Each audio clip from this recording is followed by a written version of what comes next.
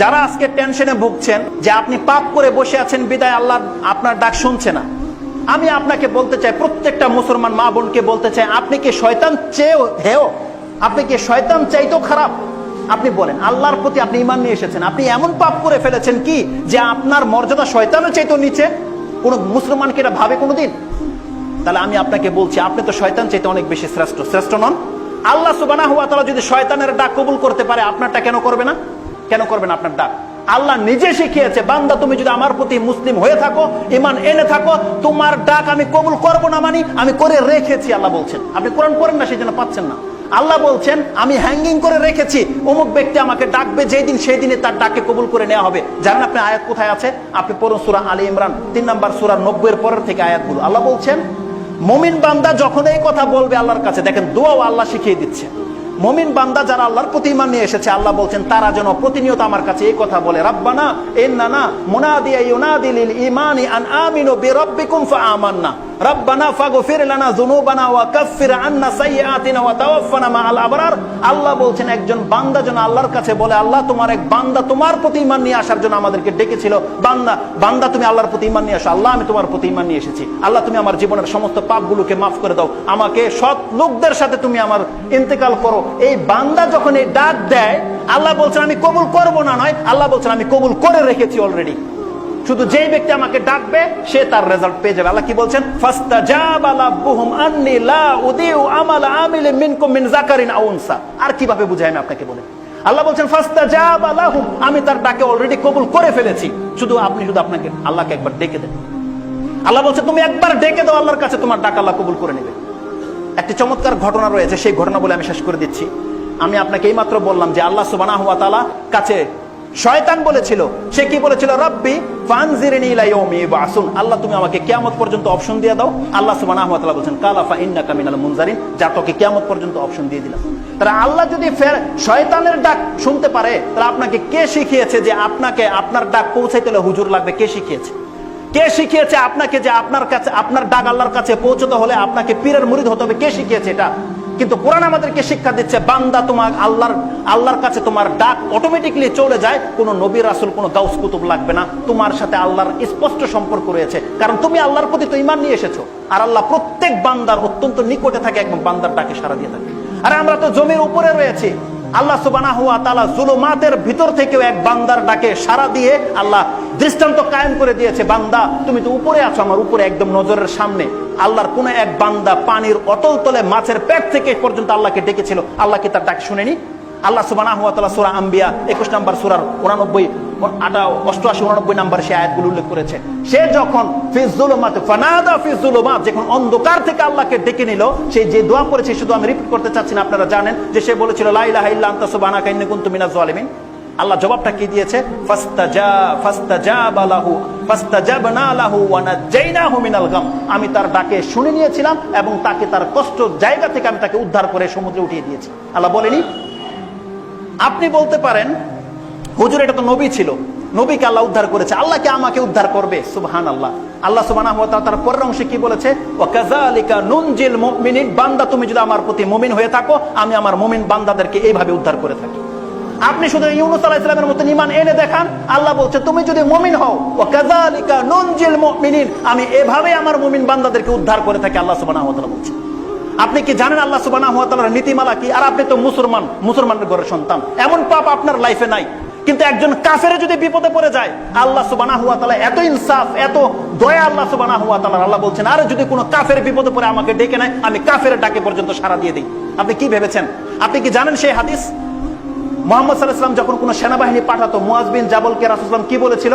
ইয়া মুয়াজ ইত্তাকি দাওয়াতাল মাজলুম ফা ইন্নাহা লাইসা বাইনাহু ওয়া বাইনাল্লাহি হিজাব, মুয়াজ তুমি অত্যাচার করা থেকে বেঁচে থাকো। ওই অত্যাচারকারী যদি কোনো কাফের হয়, সে যদি আল্লাহর কাছে ডেকে নেয়, আল্লাহ মুয়াজ আমার উপর অত্যাচার করেছে, আল্লাহ কিন্তু দেখবেন এটা তুমি মুয়াজ, আল্লাহ কিন্তু দেখবেন, আল্লাহ কিন্তু তার ডাক কিন্তু কবুল করে নেবে। রাসূলুল্লাহ বলছেন ইত্তাকি দাওয়াতাল মাজলুম, অপরাধীর ডাক, সে অপরাধী কাফের হলেও, যে ব্যক্তি মজলুম নির্যাতিত হচ্ছে, সেই ব্যক্তি যদি আল্লাহর কাছে ডেকে নেয়, সেই অত্যাচারকারী যদি কোন আল্লাহর ওলি হয়, আল্লাহ সুবহানাহু ওয়া তাআলা তাকে রেহাই দেবেন, আল্লাহ তাকে পাত্তা দেয় না। এজন্য বাংলার জমিনে যার উপরে যেভাবে অত্যাচার করা হচ্ছে, আপনি শুধু ধৈর্য ধারণ করেন, একবার শুধু আল্লাহকে আপনি ডেকে নেন, আল্লাহ আমার উপর অত্যাচার হচ্ছে, আল্লাহ তুমি বিচার করো, আল্লাহ কিন্তু তাকে কোনোদিন ছাড়বে না ইনশাআল্লাহ। আপনাকে আরেকটা এক্সাম্পল দিয়ে আমি আমার বক্তব্য বলছি, শেষ করে দেব। অনেক কথা ছিল, কিন্তু যেহেতু সময় পাস হয়ে যাচ্ছে, আপনার ইমানকে মজবুত করার জন্য যে আল্লাহকে আপনি কেন ডাকবেন, রাসূলুল্লাহ সাল্লাল্লাহু আলাইহি ওয়াসাল্লামের দাদার ইতিহাস আপনারা জানেন। আব্দুল মুত্তালিবের সাথে কি ঘটেছিল? যখন হস্তি বাহিনী কাবা ঘরটাকে ধ্বংস করতে এসেছিল, আব্দুল মুত্তালিবের একটা চমৎকার ঘটনা রয়েছে। তার গুণ বর্ণনা করা হয়েছে সেই হাদিসটি বা আসারটিতে, এটা আপনি জাদুল মাদে পাবেন। তিনি একজন বিচক্ষণ একটা লোক ছিল, দেখতে অনেক হ্যান্ডসাম আর অনেক মানে বলিষ্ঠ। রাসূলুল্লাহ সাল্লাল্লাহু আলাইহি ওয়াসাল্লামের তিনি তার দাদার মতোই হয়েছিলেন, এত সুন্দর একজন ব্যক্তি। আব্রাহা যখন মক্কা গড়, আমি সংক্ষিপ্ত সেরে দিই, মক্কা গড় ধ্বংস করার জন্য এসেছে ইয়ামান থেকে, অর্ধেক পথে এসে মেসেজ পাঠিয়েছে, আব্দুল মুত্তালিবকে বলো মক্কাবাসীর সাথে আমার কোনো শত্রুতা নাই, আমি শুধু কাবা ঘরটাকে ধ্বংস করে দেব, আমার কাজ শেষ, আমি চলে যাব, তারা যেন অস্ত্র নিয়ে আমার সামনে না দাঁড়ায়। আব্দুল মুত্তালিব বলছে, না না, আমি এটা করবো না, আমাদের সেই ক্ষমতাই নেই, তবে আমি আব্রাহার সাথে কথা বলতে চাই। তা বলতেছে কি, আসো তাহলে। তাহলে তিনি একদিন সেজে গুজে আব্রাহার কাছে গিয়েছে। তিনি যখন রাজদরবারে ঢুকছে, আব্রাহা তাকে দেখে সিংহাসন থেকে নেমে গেছে, তার চেহারা এবং তার সুরত দেখে, যে মক্কার ইমাম, মক্কার খাদেম, আর তার চেহারা দেখে সে ভাবছে যে তার পাওয়ার বা তার ক্ষমতাই না কত হবে। লজ্জায় সে নেমে গেছে সিংহাসন থেকে, যে এত একজন বুজুর্গ ব্যক্তির সামনে আমি কিভাবে সিংহাসনে বসে থাকি, এতটা মর্যাদা তাকে দিয়েছে। যখন সামনাসামনি বসেছে, তার মুতারজমান বলছেন যে সে কেন এসেছে জিজ্ঞেস করো। সে বলছে, ইন্না হাজাতি আইয়ারুদ্দাইর ইলাইয়াল মালিকু মিআতাই বাইরিন আসাবাহালি। যেমনি সে কথা বলেছে যে আমি তোমার কাছে এসেছি, তোমার মালিক আমার 200টা উট হজব করেছে, সে উট আমাকে ফেরত দাও। আব্রাহা তার কথা শুনে রাইগা, মানে তার মর্যাদা এমন ছিল, রাইগা বলতেছে, তুমি তাকে বলো, লাকাদে আজাবতানি হিনা রাআইতুকা, আমি তোমাকে দেখার পর তুমি আমাকে আশ্চর্যিত করে দিয়েছিলে, আমি ভেবেছি তুমি অনেক বড় মাপের ব্যক্তি, অনেক সম্মানিত ব্যক্তি, কিন্তু তোমার সাথে কথা বলার পরে তুমি তোমার মর্যাদাটাকে শেষ করে দিয়েছো। আকুলতা মিয়াতা বাইরিন আসাবদা হালাকা, আকুলতা মিয়াতা বাইরিন আসাবা হালাকা, তুমি আমার সাথে কথা বলতে এসেছো যে তোমার 200টি উট মালিক নিয়ে নিচ্ছে, সে উট নিতে এসেছো। ও তাতরুকু বাইতান হুয়া দীনুকা ওয়া দীনু আবাইকা, আর যেই ঘর লিহাদমিহি, যেই ঘর আমি ভাঙতে এসেছি, যেটা তোমার ধর্ম, তোমার বাপ দাদার ধর্ম, সেই ঘর সম্পর্কে তুমি কোনো কথা বলছো না। আব্রাহার বিচক্ষণতা দেখেন, তার আল্লাহর প্রতি তার ঈমান দেখেন। সে কি বলছে জানেন? আব্রাহা, তুমি জেনে নাও, ইন্নী আনা রাব্বুল ইবিল, আমি হলাম এই উটগুলোর মালিক।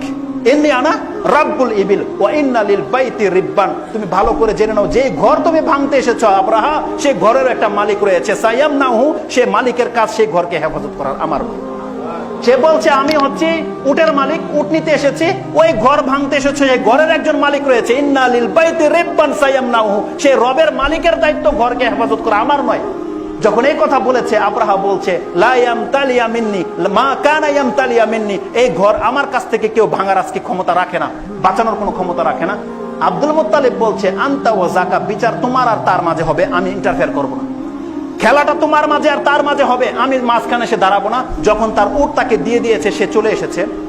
যখন তিনি তার অপারগতা পোষণ করেছে এবং সবাইকে বলল পাহাড়ে লুকাও, সে যখন যাচ্ছে, যাওয়ার পথে তিনি কাবা শরীফের দরজার কড়াটা ধরে বলেছিল একটি দোয়া, যেটা কবিতার ছলে সে উল্লেখ করেছিল, ফাআখিযু হালকাতি বাবিনিল কাবা, কাবা শরীফের সেই কড়া ধরে বলেছিল, আল্লাহুম্মা ইন্নাল মারআ ইয়ামনাউ রাহলাহু ফামনাউ রিহালাকা, আল্লাহ প্রত্যেক ব্যক্তির দায়িত্ব তার সম্পদকে হেফাজত করার, আল্লাহ তুমি তোমার সম্পদকে হেফাজত করো।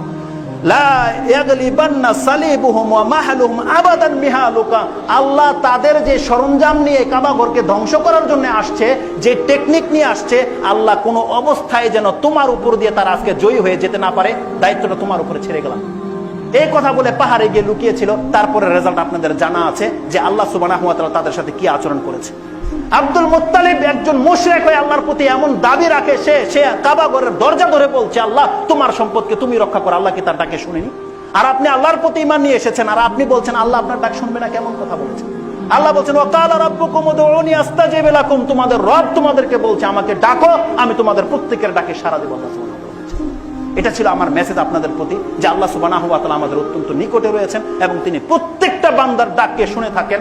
আপনি শুধু আল্লাহ সুবহানাহু ওয়া তাআলাকে ডেকে দেখেন। আল্লাহ বলছেন, বান্দা তুমি আমার কাছে ক্ষমা চাও, আমি তোমাকে ক্ষমা করে দেব। আকুলু লিকাউলি হাযা আস্তাগফিরুল্লাহ লি ওয়া লাকুম লিসাইরিল মুসলিমিন ফাস্তাগফিরু ইন্নাহু হুয়াল গফুরুর রহিম। সুবহানা রাব্বিকা রাব্বিল ইজ্জাতি আম্মা ইয়াসিফুন ওয়া সালামুন আলাল মুরসালিন আলহামদুলিল্লাহি রাব্বিল আলামিন। আসসালামু আলাইকুম ওয়া রাহমাতুল্লাহি ওয়া বারাকাতুহু।